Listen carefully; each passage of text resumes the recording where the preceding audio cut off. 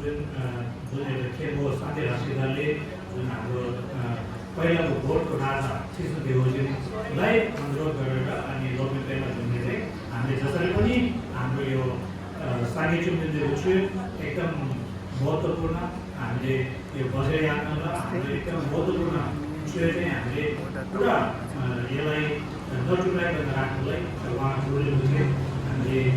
देश गर्नुपर्छ त्यहाँ है अनि हामीले यो बुद्धको धर्म चाहिँ अगाडि बढाउनुलाई राम्रो हुन्छ भनेर अनि उहाँले सूची गरेर उहाँले नेपाल भयो त्यसै गरेर श्रीलङ्का हुँदै यता भुटान ठाउँ ठाउँमा उहाँले जानु भएर उहाँले दिनुभएको जुन उहाँले गर्नुभएको जुन ध्यानहरू उहाँले गर्नुभएको जुन सिद्धिहरू शक्तिहरू उहाँले गर्नुभएको जुन लीलाहरू र उहाँले दिनुभएको उपदेशहरू चाहिँ हुँदै हुँदै गएर अहिलेसम्म हामीले त्यो दिइरहेको छ र निपल अनि जुन एउटा गुरुले बसेको मन्त्रभित्र नै यो हामीले जप गर्दाखेरि के हो भन्दाखेरि यसमा ओम आ ओम यो जुन भैजल ओम भैजल गुरु पेमा स्थिति हो भने त्यो शब्दमा सबै हामीले यसमा ध्यान गर्न सक्ने भएको हुनाले अनि पहिलो चाहिँ तपाईँले राम्रोसँग घुम भनेको चाहिँ हामीले सुन्ने हो त्यसलाई चाहिँ हामीले राम्रो मनले सुन्नुपर्ने भयो भने हामीले हो अहिले तपाईँहरूले जुन गुरुले बसेको जुन नामहरू सँगसँगै अनि यो चाहिँ घुमहरू हामीले सुनेपछि बढी हामीले पुनिएर हामीले मनमा अलिकति हेर्बा आउने भयो हुनाले गुरुले बसेको एकदम हाम्रो लागि धेरै ठुलो धेरै ठुलो गुण भएको हुनाले उहाँको जुन नामहरू अहिले मैले कुरा भनिराख्नु पर्दैन तपाईँले यो जुन श्रीकृष्ण सोलले पढ्दाखेरि त्यसै गरिकन सोलले भाषा लान्छन् पढ्दाखेरि हरेक शब्दमा उहाँले के गर्नुभएको उहाँले ध्यान कसरी गर्नुभयो उहाँले दुईहरू कसरी बुझ्यो धर्म देशमा कसरी गर्नुभयो र साङ्गे रुखहरू कसरी बनाउनु भएन र अहिलेसम्म उहाँको त्यो धर्म कसरी छ भनेर यो मलमहरू पाठ गर्दाखेरि हामीले याद गर्नुपर्ने हुन्छ यो शब्दमा त्यो भएको हुनाले हामीले त्यसरी जानुपर्छ अनि मित्र चाहिँ एकछिनमा भन्नु अहिले अगाडि रुम चाहिँ राम्रोसँग सुन्नु लाग्ने हुन्छ अनि त्यसले गर्दाखेरि ये के मुझे आगे से संभाला या जैसे कि मुझे इतना फोटो काढो क्योंकि ये जो दाल लोग ये जिंदगी लोगे फोटो टाइम से दे हूं के साथ का लाइन मतलब है कि हम गुरु बच्चे को जीवनी गुरु बच्चे को नाम तर ऐसे गरेको ना उहाँको जुन स्थिति प्राप्त गर्ने र हामीले त्यसमा जति पनि हामीले जुन धर्ममा जुन हामीले बुद्ध धर्मको मार्गमा हामीले जुन केरिम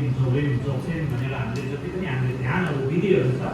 त्यो सबै यो श्रीकृष्णले गर्नु हामीले बुद्ध कसरी जुन एउटा जुन छेउको दावा थाए भन्ने के हो भने साङ्गे भगवान् त्यसै गरिकन लुङ्गु तुझेछेको अनि चेरेसी भन्दाखेरि अब तुझेछेको चेरेसी त्यसै गरेर टुगु पेमा छुने त्यसरी अनि उहाँको रूप त्यसरी आउनुभएको छ र त्यसको जुन रूप चाहिँ कस्तो हो भन्दाखेरि हामीले पनि यो मन्त्रहरू जपेर हामीले पनि ध्यान गरेर हामी पनि त्यही जुन एउटा साङ्गे चोकले दिएको जुन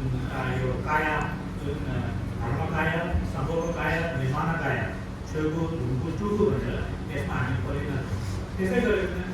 जुन एउटा भुसो साङ्गे भने जस्तै त्यसै गरिकन हामीले छेउको नावा खाए